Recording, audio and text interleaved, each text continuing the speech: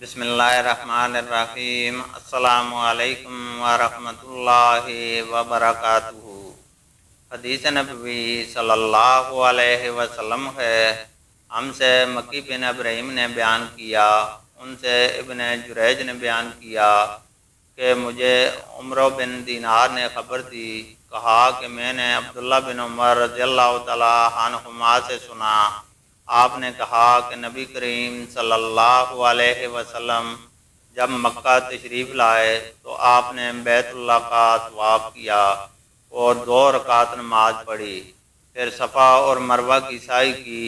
اس کے بعد عبداللہ رضی اللہ تعالی عنہ نے یہ آیت تلاوت کی، لقد کان لکم فی رسول اللہ اسوۃ حسنہ، تمہارے لیے رسول اللہ صلی اللہ علیہ وسلم کی زندگی بہترین نمونہ ہے۔